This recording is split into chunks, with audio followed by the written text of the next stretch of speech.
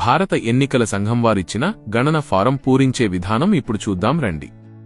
గణన ఫారంను 3 భాగాలుగా విభజించారు. భారత ఎన్నికల సంఘం వారు ఇచ్చిన గణన ఫారంలోని మొదటి భాగంలో మీ వివరాలు అన్నీ ముద్రించబడి ఉంటాయి. ఫారం కుడి ప్రక్క గడిలో మీ ప్రస్తుత ఫోటోనైతే అతికించాలి. రెండవ భాగం 2 బాక్సులుగా ఉంటుంది.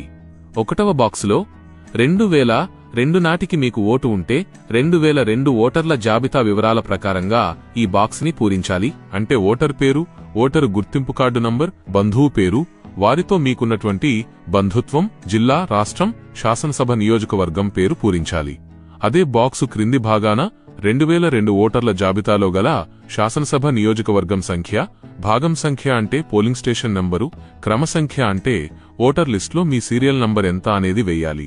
రెండవ బాక్సులో 2002 నాటికి మీరు ఓటరుగా నమోదు కానట్లయితే మీ తండ్రి, తల్లి, తాతయ్య, నాయనమ్మలలో ఎవరో ఒక్కరి వివరాలు 2002 ఓటర్ల జాబితా వివరాల ప్రకారంగా ఈ బాక్స్ని పూరించాలి.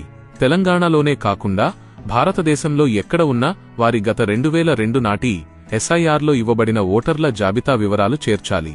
అంటే పేరు అని ఉన్న చోట మీ తండ్రి, తల్లి, తాతయ్య, నాయనమ్మలలో ఎవరో ఒక్కరి పేరు రాయాలి. ఓటరు ఫోటో గుర్తింపు కార్డు అంటే వారి ఓటరు గుర్తింపు కార్డు నంబర్ వేయాలి. బంధువు పేరు అంటే వారి తండ్రి లేదా భర్త పేరు రాయాలి. బంధుత్వం, తండ్రి, భర్త, జిల్లా, రాష్ట్రం, శాసనసభ నియోజకవర్గం పేరు పూరించాలి. అదే బాక్సు క్రింది భాగాన 2002 ఓటర్ల జాబితాలో గల శాసనసభ నియోజకవర్గం సంఖ్య, భాగం సంఖ్య అంటే పోలింగ్ స్టేషన్ నెంబరు, క్రమ సంఖ్య అంటే ఓటర్ లిస్టులో మీ సీరియల్ నంబర్ ఎంత అనేది వెయ్యాలి. మూడవ భాగంలో ఓటరు యొక్క ప్రస్తుత పూర్తి వివరాలు చేర్చాలి. అంటే పుట్టిన తేదీ, ఆధార్ నంబర్, మొబైల్ నంబర్, తండ్రి లేదా సంరక్షకుని పేరు, తండ్రి లేదా సంరక్షకుని ఓటరు గుర్తింపు కార్డు నంబర్, తల్లి పేరు, తల్లి గుర్తింపు కార్డు నంబర్. మీకు పెళ్లి అయితే మీ భాగస్వామి పేరు, అవ్వకపోతే ఖాళీగా వదిలేయండి. మీ భాగస్వామి యొక్క గుర్తింపు కార్డు నంబర్ వేయాలి.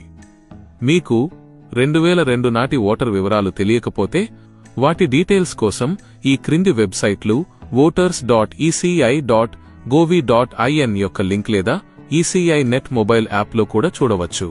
ఈ వెబ్సైట్లలో వివరాలు లభించకపోతే గణన ఫారం 2వ భాగంలోని 1వ మరియు 2వ బాక్సులను ఖాళీగా వదిలేసి 3వ భాగంలోని వివరాలు నింపి తేదీతో కూడిన సంతకం చేసి బిఎల్లోకి గణన ఫారం తిరిగి ఇవ్వాలి. ఇట్టి సందర్భంలో మీ పుట్టిన తేదీ ప్రకారం ఈ క్రింద తెలిపిన పత్రాలు సమర్పించాలి. జూలై 1, 1987 తేదీకి ముందు పుట్టినవాళ్లు వాళ్ల సొంత సర్టిఫికేట్ ఇస్తే సరిపోతుంది. జూలై 1, 1987 నుండి డిసెంబర్ 2, 2004 మధ్యలో పుట్టినవాళ్లు వాళ్ల సర్టిఫికేట్తో పాటు తల్లి లేదా తండ్రిలో ఎవరో ఒకరి సర్టిఫికేట్ జత చేయాలి. డిసెంబర్ 2, 2004 తర్వాత పుట్టిన యంగ్ ఓటర్స్ అయితే వాళ్ల సొంత సర్టిఫికేట్తో పాటు తల్లిదండ్రుల ఇద్దరి సర్టిఫికేట్లు తప్పనిసరిగా ఇవ్వాల్సిందే. ఓటర్లు అందించవలసిన అవసరమైన సహాయక పత్రాల జాబితాను ఈసీఐ క్రింది విధంగా సూచించింది.